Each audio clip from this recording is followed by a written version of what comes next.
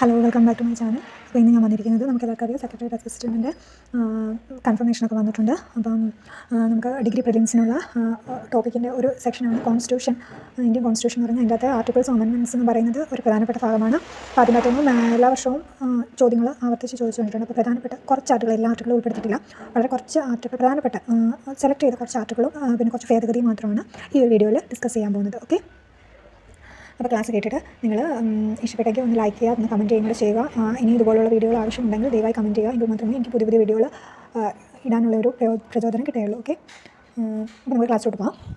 First article എന്ന് പറയുന്നത് article 165. Article 165 എന്ന് പറയുന്നത് അഡ്വക്കേറ്റ് ജനറലിൻ്റെ ഓഫീസ് സ്ഥാപിക്കപ്പെട്ടത്. ഇന്ത്യയുടെ അഡ്വക്കേറ്റ് ജനറലിനെ പറ്റി പ്രതിപാദിച്ചിരിക്കുന്ന ആർട്ടിക്കിളാണ് ആർട്ടിക്കിൾ 165. ഓക്കെ, 165 ആർട്ടിക്കിൾ എന്ന് പറയുന്നത് ഇന്ത്യക്ക് ഒരു അഡ്വക്കേറ്റ് ജനറലിൻ്റെ ഓഫീസ് സ്ഥാപിക്കപ്പെട്ടത് ആർട്ടിക്കിൾ 165 പ്രകാരമാണ്. ഇനി ആർട്ടിക്കിൾ 14 തുല്യതയ്ക്കുള്ള അവകാശമാണ്. ആർട്ടിക്കിൾ 14 എന്ന് പറയുന്നത് തുല്യതയ്ക്കുള്ള അവകാശം. 15 എന്ന് പറയുന്നത് വിവേചനത്തിനെതിരെയുള്ള അവകാശം. ആർട്ടിക്കിൾ 15 വിവേചനത്തിനെതിരെയുള്ള അവകാശം. ആർട്ടിക്കിൾ 21 പറയുന്നത് എല്ലാ കുട്ടികൾക്കും ജീവിക്കാനും വ്യക്തി സ്വാതന്ത്ര്യത്തിനും തുല്യതയ്ക്കുമുള്ള അവകാശമാണ് ആർട്ടിക്കിൾ 21 എന്ന് പറയുന്നത്. ഓക്കെ, എല്ലാ കുട്ടികൾക്കും ജീവിക്കാനും വ്യക്തി സ്വാതന്ത്ര്യത്തിനും തുല്യതയ്ക്കുമുള്ള അവകാശമാണ് ആർട്ടിക്കിൾ 21. ഇനി ആർട്ടിക്കിൾ 21A എന്താണെന്ന് നോക്കാം. 6 മുതൽ 14 വയസ്സ് വരെയുള്ള എല്ലാ കുട്ടികൾക്കും സൗജന്യവും നിർബന്ധിതവുമായ പ്രാഥമിക വിദ്യാഭ്യാസം ഉറപ്പു നൽകുക. 6 മുതൽ 14 വയസ്സ് വരെയുള്ള എല്ലാ കുട്ടികൾക്കും സൗജന്യവും നിർബന്ധിതവുമായ പ്രാഥമിക വിദ്യാഭ്യാസം നൽകുക എന്നുള്ളതാണ് ആർട്ടിക്കിൾ 21A. ഇനി ആർട്ടിക്കിൾ 23, 24. ആർട്ടിക്കിൾ 23, 24 എന്ന് പറയുന്നത് ചൂഷണത്തിനെതിരെയുള്ള അവകാശമാണ്. ആർട്ടിക്കിൾ 23, 24. ഓക്കെ, ഇനി പ്രധാനപ്പെട്ട മറ്റൊരു ആർട്ടിക്കിളാണ് ആർട്ടിക്കിൾ 326. ആർട്ടിക്കിൾ 326. ആർട്ടിക്കിൾ 326 എന്ന് പറയുന്നത് പ്രായപൂർത്തിയായവർക്കുള്ള വോട്ടവകാശമാണ്. പ്രായപൂർത്തിയായവർക്കുള്ള വോട്ടവകാശത്തെ പറ്റി പറയുന്നതാണ് ആർട്ടിക്കിൾ 326. ഓക്കെ, ഇനി ആർട്ടിക്കിൾ 19 1988 കൊണ്ടുവന്നതാണ് ആർട്ടിക്കിൾ 19 എന്ന് പറയുന്നത്. ആർട്ടിക്കിൾ 19 എന്ന് പറയുന്നത് സ്വാതന്ത്ര്യത്തിനുള്ള അവകാശമാണ്. അപ്പോൾ 19A നോക്കാം. 19A എന്ന് പറയുന്ന സംസാര സ്വാതന്ത്ര്യത്തിനും ആവിഷ്കാര സ്വാതന്ത്ര്യത്തിനും ഉറപ്പ് നൽകുന്നു. 19A സംസാരം, ആവിഷ്കാര സ്വാതന്ത്ര്യം. ഇനി 19G. ഓക്കെ, 19G എന്ന് പറയുന്നത് സ്വന്തമായി കച്ചവടം നടത്താനും വ്യവസായം തുടങ്ങാനുമാണ്. G എന്ന് പറയുന്നത് സ്വന്തമായി കച്ചവടം, വ്യവസായം എന്നിവ തുടങ്ങാനായിട്ട്. 19D എന്ന് പറയുന്നത് ഇന്ത്യയിൽ എവിടെയും സ്വതന്ത്രമായി സഞ്ചരിക്കാനുള്ള സ്വാതന്ത്ര്യം. 19D എന്ന് പറയുന്നത് ഇന്ത്യയിൽ എവിടെയും സ്വതന്ത്രമായിട്ട് സഞ്ചരിക്കാനുള്ള സ്വാതന്ത്ര്യം. ഇനി 19C എന്ന് പറയുന്നത് ഇന്ത്യയിൽ സംഘടനകൾ രൂപീകരിക്കാനുള്ള അവകാശമാണ്. 19C ഇന്ത്യയിൽ സംഘടനകൾ രൂപീകരിക്കുന്നതിനുള്ള അവകാശമാണ് 19C. ഇനി 1976 42ാം ഭേദഗതി. 1976 42ാം ഭേദഗതി എന്ന് പറയുന്നത് ഇമ്പോർട്ടൻ്റ് ആണ്.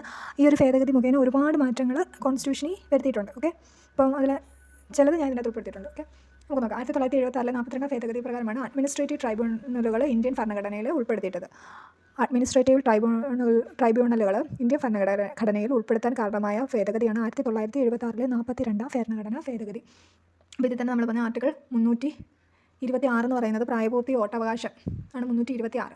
അപ്പോൾ അതുമായിട്ട് റിലേറ്റ് ചെയ്ത് തൊട്ടടുത്ത ഒരു ആർട്ടിക്കിളാണ് ആർട്ടിക്കിൾ 323A.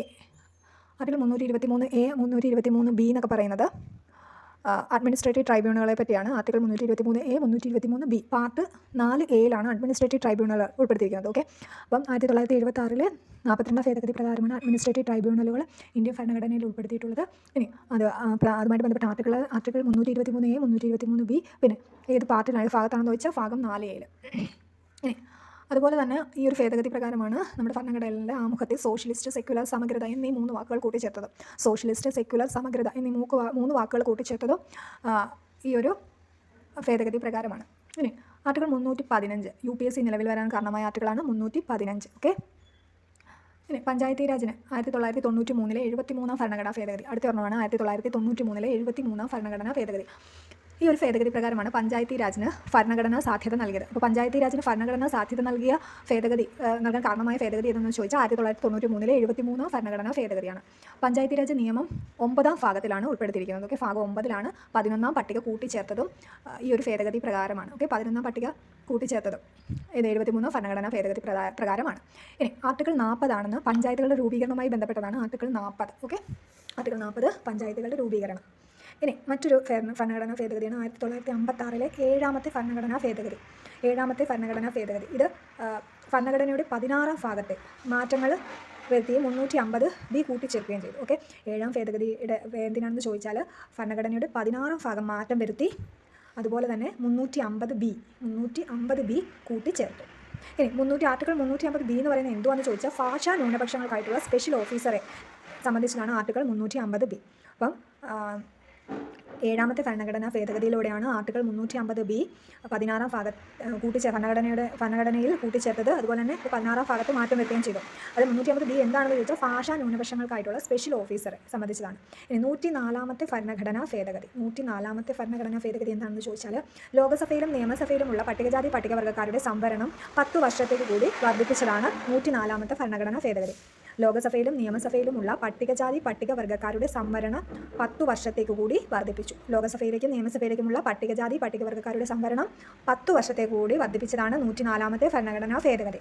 ഇനി ആർട്ടിക്കിൾ 334 ഭേദഗതിയും ചെയ്തു. ഈ 104-ാം ഭരണഘടനാ ഭേദഗതി വഴിയാണ് ആർട്ടിക്കിൾ 334 ഭേദഗതി ചെയ്തത്. ഓക്കെ, ഇനി ആർട്ടിക്കിൾ 334 എന്തുവാണെന്ന് ചോദിച്ചാൽ ആംഗ്ലോ ഇന്ത്യൻകാർക്ക് ലോകസഭയിലും സംസ്ഥാന നിയമസഭയിലുള്ള സംവരണം അവസാനിപ്പിച്ചതാണ്.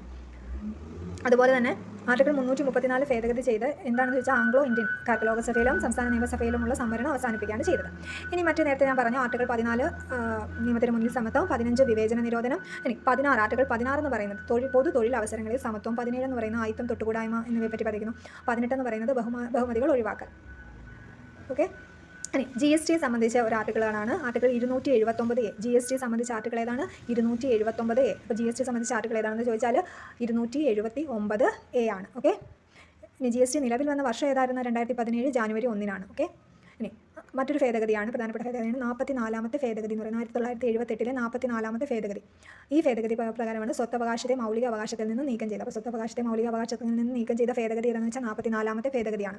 മറ്റൊരു ഭേദഗതിയാണ് 52-ാം ഭേദഗതി. 1985-ലെ 52-ാമത്തെ ഭേദഗതി. 52-ാം ഭേദഗതി എന്ന് പറയുന്നത് കൂറുമാറ്റ നിരോധന നിയമം കൊണ്ടുവന്നത് 52-ാം ഭേദഗതി പ്രകാരമാണ്. കൂറുമാറ്റ നിരോധന നിയമം കൊണ്ടുവന്നത് 52-ാമത്തെ ഭേദഗതി പ്രകാരമാണ്. ഇനി മറ്റൊരു ആർട്ടിക്കിളാണ് 37, ആർട്ടിക്കിൾ 37. ഓക്കെ, അപ്പോൾ ഞാൻ ടൈപ്പ് ചെയ്തത് കുറച്ച് മിസ്റ്റേക്കുകൾ വന്നിട്ടുണ്ട്. ഓക്കെ, ക്ഷമിക്കുക. ആർട്ടിക്കിൾ എന്നാണ്, അപ്പോൾ അതങ്ങനെ തന്നെ വായിക്കാൻ ശ്രമിക്കുക. ആർട്ടിക്കിൾ 37 പ്രകാരം എന്ന് പറയുന്നത് നിർദ്ദേശക തത്വങ്ങൾ ന്യായവാദത്തിന് അർഹമല്ല എന്ന് പറയുന്നതാണ് ആർട്ടിക്കിൾ 37. ഓക്കെ, ആർട്ടിക്കിൾ 37 എന്ന് പറയുന്നത് എന്താണ്? നിർദ്ദേശക തത്വങ്ങൾ ന്യായവാദത്തിന് അർഹമല്ല. ഇനി ഇന്ത്യയിലെ ഒരു ഭാഗത്ത് മാത്രമായി അടിയന്തരാവസ്ഥ പ്രഖ്യാപിക്കാനുള്ള ഭരണഘടനാ ഭേദഗതിയാണ് 42 ഭരണഘടനാ ഭേദഗതി. ഓക്കെ, ഇന്ത്യയിലെ ഒരു ഭാഗത്ത് മാത്രമായിട്ട് അടിയന്തരാവസ്ഥ പ്രഖ്യാപിക്കാനുള്ള ഭരണഘടനാ ഭേദഗതി ഏതാണെന്ന് ചോദിച്ചാൽ ഏതാണ്? 42 ആണ്. അതുപോലെ തന്നെ ഇന്ത്യൻ ഭരണഘടനയിൽ 10-ാം പട്ടിക കൂട്ടിച്ചേർത്ത ഭരണഘടനാ ഭേദഗതി ഏതാണെന്ന് വെച്ചാൽ 52-ാം ഭേദഗതി പ്രകാരമാണ്. ഓക്കെ, കൂറുമാറ്റ നിരോധനത്തിന് കാരണമായതും 52-ാം ഭേദഗതിയാണ്. അതുപോലെ തന്നെ 10-ാം പട്ടിക കൂട്ടിച്ചേർത്തതും 52-ാം ഭേദഗതി പ്രകാരമാണ്. ഇനി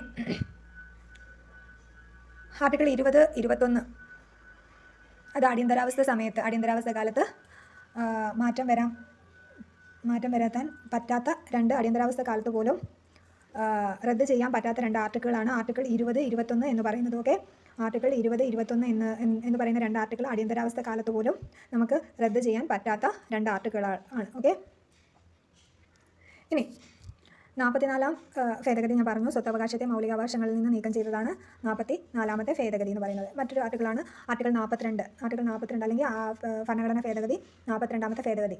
മിനി കോൺസ്റ്റിറ്റ്യൂഷൻ എന്ന് വിളിക്കുന്ന ഭേദഗതി ഏതാണെന്ന് ചോദിച്ചാൽ 42-ാം ഭേദഗതിയാണ്. മിനി കോൺസ്റ്റിറ്റ്യൂഷൻ എന്ന് വിളിക്കുന്ന ഭേദഗതി ഏതാണ്? 42-ാം ഭേദഗതിയാണ്. 86-ാം ഭേദഗതിയിലൂടെ മൗലിക കടമകൾ 11 കർത്തവ്യങ്ങൾ ഉൾപ്പെടുത്തി. അപ്പോൾ നമുക്കറിയാം ആദ്യം ഭരണഘടന രൂപപ്പെടുന്ന സമയത്ത് 10 കർത്തവ്യങ്ങളായിരുന്നു ഉണ്ടായിരുന്നത്.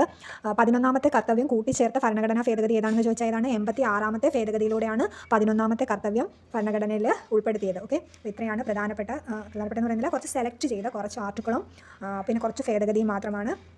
അപ്പോൾ ഇത് ഒന്നുകൂടി അറേഞ്ച് ചെയ്ത് ക്ലാസ്സുകൾ തരണം എന്നാണ് വിചാരിച്ചത്. അപ്പോൾ എനിക്ക് ടൈം കിട്ടിയില്ല, അതുകൊണ്ടാണ് ഞാൻ നോട്ട്സ് അതേമാതിരി റീഅറേഞ്ച് ചെയ്യാതെ തന്നെ അതേമാതിരി തന്നെ അപ്ലോഡ് ചെയ്തിരിക്കുന്നത്. അപ്പോൾ അതിനായിട്ട് ക്ഷമിക്കുക. നിങ്ങൾ ക്ലാസ്സുകൾ കേൾക്കുക, ആവശ്യമുള്ള നോട്ടുകൾ എഴുതിയെടുത്ത് പഠിക്കാൻ ശ്രമിക്കുക. ഓക്കെ, അപ്പം കുറച്ച് പ്രധാനപ്പെട്ട സെലക്ട് ചെയ്തതാണ്. അപ്പോൾ ഇതിൻ്റെ അകത്തൊന്നും ആവർത്തിച്ച് ഉറപ്പായിട്ട് ഏതെങ്കിലും ഒരു ക്വസ്റ്റ്യനെങ്കിലും ഉറപ്പായിട്ടും കാണുന്നതായിരിക്കും. ഏതെങ്കിലും ഒന്നീ ഭേദഗതിയുടെ അല്ലെങ്കിൽ ആർട്ടിക്കിളുകൾ സംബന്ധിച്ചതായിട്ടുള്ള ക്വസ്റ്റ്യനുകൾ. അപ്പം വീഡിയോ ഇഷ്ടപ്പെടുന്ന കരുതുന്നു. Thank you.